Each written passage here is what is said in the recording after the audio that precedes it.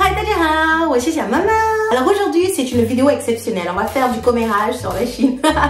Non, on va parler sérieux. On va parler de la réputation de la Chine, notamment avec le Made in China, qui a une connotation extrêmement négative de nos jours. Parce que, est-ce que tu connais KFC? Eh bien, sache qu'il y a une version en Chine qui s'appelait OFC, en hommage à Barack Obama.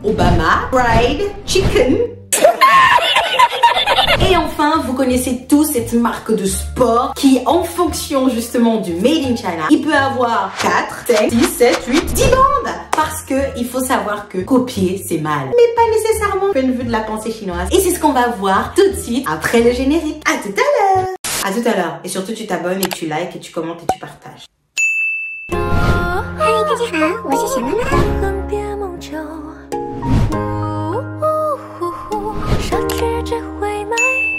Hello, et tu es revenu après le générique, j'espère que tu t'es abonné. Alors comme je t'ai dit aujourd'hui, on va parler de cette histoire de réputation de la Chine et du Made in China auprès des yeux du monde entier. Parce qu'il faut savoir que en Chine, eh ben ce n'est pas mal de copier. Est-ce que tu veux savoir pourquoi? Eh ben je vais te le dire pourquoi. Il faut savoir qu'en Chine, il n'est pas mal de copier ou de faire des copies. Et bien c'est parce que déjà dans un premier temps, en Chine, l'esprit est plutôt communautariste, partage. VS, ce qu'on connaît en Occident qui est plutôt individualiste. Moi, je ne partage pas. Et en dehors de ça, je suis sûre que vous connaissez tous et toutes la calligraphie. Ciao maman, chaton. La calligraphie en Chine ou Shufa est un art dans lequel il est autorisé, il est bien vu de recopier à l'identique pour que cela ressemble à ce que faisaient les ancêtres. La calligraphie est donc devenue l'art de bien copier les ancêtres. Ce qui veut dire que dans la pensée chinoise, il est très important de recopier à l'identique ce que faisaient les anciens. Pourquoi cela? Eh bien parce que ça voudrait tout simplement dire que si on arrive à faire une copie qui ressemble à celle des ancêtres ou qui ressemble à celle du maître, et ça veut dire qu'on est aussi bien que ce dernier. Et donc tu l'auras bien compris avant d'entrer maintenant dans la phase critique de cette vidéo, que copier en Chine n'est pas du tout mal. Copier en Chine, c'est bien. Mais il s'avère qu'en Occident, ce n'est pas le cas. Ou du moins dans le reste du monde. Et bah copier, c'est pas bien, c'est le plagiat. Et surtout lorsqu'on voit que quand on est créateur et qu'on perd les droits de propriété intellectuelle, qui se retrouve dépourvu face à cette avalanche de copies qui existent sur le marché, bah c'est pas bien.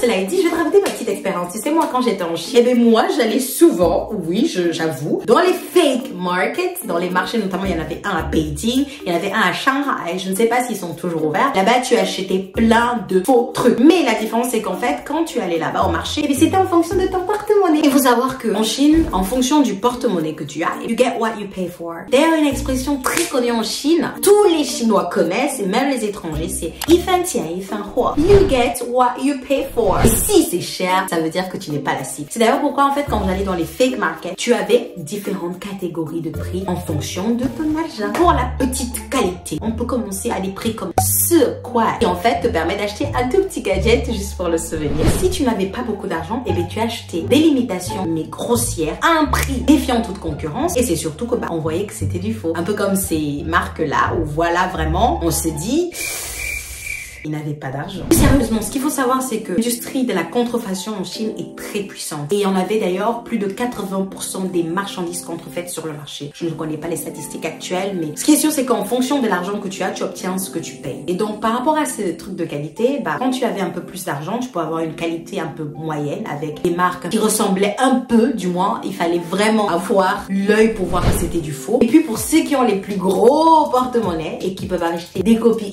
identiques, eh bien, ça que là tu payes un peu plus, mais lorsque tu achètes ton produit, personne, même ceux qui le fabriquent, ne sont pas capables de voir la différence. Et d'ailleurs par rapport à ça, j'ai une petite anecdote. Donc il s'avère que moi un jour en Chine, j'avais acheté mes fake Ray-Ban. Oui, je sais, c'est pas bien. Et quand je suis revenue en France, je suis allée dans un magasin de vrais Ray-Ban. Je commence à essayer des paires de lunettes qui ressemblent un petit peu à peu près à ce que j'ai. J'ai par mégarde posé mes fausses lunettes sur le présentoir, et le monsieur, l'opticien, il a pris mes fausses lunettes qu'il a rangées avec ses vraies lunettes. Et c'est moi qui lui dis, monsieur, mais c'est des fausses lunettes, ne les prenez pas, s'il vous plaît. Comment est-ce que t'as été aussi bête? Il fallait garder les vraies lunettes et ne pas le payer. Oui, je sais, vous êtes en train de me dire, mais pourquoi tu as dit que c'était des fausses, il fallait les lui laisser? Eh ben non, tu vois, je suis honnête, moi, tu vois, je fais pas des bêtises. Et donc, pour le coup, ça, c'était les fausses lunettes. Le monsieur a failli prendre. Et encore là, elles ont vraiment plus de 7 ans et elles tiennent encore. Ça, c'est les vraies lunettes que j'avais achetées ce jour-là. Et le pire, c'est que la fausse lunette, le Ray-Ban, il est super bien écrit. Alors que pour la vraie lunette, il n'y est plus, tu vois. Oui, mais c'est comme ça, hein, je suis honnête, hein, j'ai pas rien. Moi, je pense au karma et puis bah, j'ai craqué. Maintenant que je t'ai raconté ça, en fait, moi, ce que je pense de cette histoire, tu dis Made in China, bah, tu veux dire que c'est de la fausse qualité, c'est de la mauvaise qualité, c'est de la contrefaçon. Et moi, ça me fait assez rire parce que on sait tous que la majorité des produits sont fabriqués en Chine, ou Taïwan ou Shanghai, peu importe, et que surtout les appareils Apple, hein, ils sont certes design aux USA, mais ils sont made in China. Lorsque la Chine fait l'original, elle a la possibilité, et ça je trouve que c'est très intelligent et brillant, et ben de faire de la moindre qualité pour des gens qui n'ont pas l'argent, parce que tu auras compris, il y a beaucoup plus de pauvres que de riches. Donc si tu fais beaucoup plus de produits qui sont accessibles aux pauvres, et surtout des produits qui les obligent à en racheter et à racheter, ça veut dire que tu feras beaucoup plus d'argent que si tu targetes uniquement les riches. Donc franchement, niveau stratégie, là c'était brillant, mais c'est mon avis. Je sais pas ce que tu en penses d'ailleurs de cette histoire de contrefaçon. Il y a de la contrefaçon partout. Ils copient tellement qu'ils copient même des voitures, hein. T'as des versions de voitures genre comme ça et ils te font la copie. Et forcément, je crois que ça a un impact et c'est ça en fait qui agace un peu le côté occidental, du moins les créateurs occidentaux, c'est de se dire que lorsque toi tu es créateur et tu crées ton produit, pas nécessairement envie que tu retrouves la même copie ailleurs. Mais en fait, il faut savoir que pour ce marché de la contrefaçon, il y en a plein de gens qui y sont dedans. Il faut savoir, moi, j'ai un sac là que j'adore, c'est une marque appelée Made in France. Mais lorsque tu ouvres le sac, que tu cherches l'étiquette où c'est marqué justement Made in France, tu vois que c'est Made in China. Et dans leur marketing, ils ne le disent pas. Il y a des grosses marques que vous ne vous doutez même pas qui font leurs produits en Chine, qui ne prennent pas la peine de le mentionner d'ailleurs sur leurs étiquettes parce que ils ont eux-mêmes honte de l'image qu'ils ont collée à la Chine. Et c'est assez drôle parce que tu te dis, mais pourquoi t'as fait ça quoi? La contrefaçon ou shanzhai, parce que oui, c'est devenu une expression très communément connue en Chine. Ça veut dire en fait repère des brigands en montagne. Et comme je disais en fait en Chine, c'est totalement normal de copier. Oui, il s'avère que s'inspirer fortement de ce que fait les autres pour proposer une qualité moindre pour atteindre les porte-monnaies des plus démunis, ça faisait partie de la stratégie économique de la Chine pour conquérir le monde. Et je pense que vous savez tous aujourd'hui que bah, la Chine et bientôt beaucoup d'autres pays à côté aussi hein, sont devenus l'usine du monde. La Chine, à l'entrée de Deng Xiaoping, il y avait cette volonté de se développer et donc tous les moyens étaient nécessaires pour y arriver. Et maintenant qu'elle y est arrivée, elle est en train de redorer son blason. Et on peut le voir avec des marques comme Xiaomi, qui sont aujourd'hui citées en référencement dans les bonnes qualités, que ce soit au niveau des téléphones, au niveau des objets connectés, ou alors Huawei, que vous connaissez aussi, bien sûr, sont devenues des grandes marques avec des Huawei Store, comme Apple Store. Après, franchement, il y a des pépites par rapport aux copies qu'ont fait les Chinois, notamment sur les grandes enseignes alimentaires ou de marques de vêtements, des sacs, etc.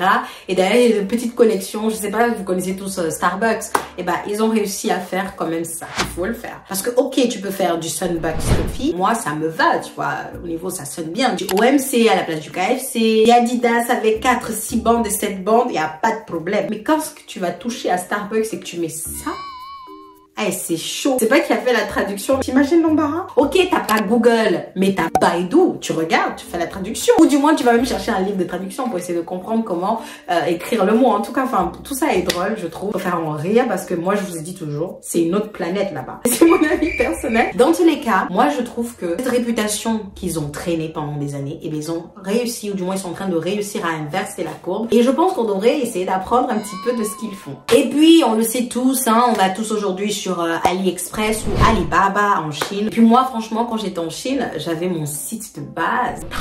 C'était génial. Et puis tu le recevais le lendemain avec un Kuaidi. Bref, ça a changé les moyens de consommation. Je suis d'accord, tout ça n'est pas bon pour la planète. Mais bon, on a dit on parlait pas politique, on était fun ici. Mais du coup, moi, je vais pas avoir de jugement sur cette histoire de contrefaçon. Je sais que ça m'a beaucoup aidé, ça m'a dépanné quand j'étais étudiante. Bien sûr, ce n'était pas très intelligent parce que des fois, j'achetais une paire de chaussures, et ben, elle se gâtait vite, il fallait que j'en rachète, donc finalement, j'étais perdante. Ça dépend en fait du niveau de qualité que tu mets lorsque tu achètes ton shanzhai.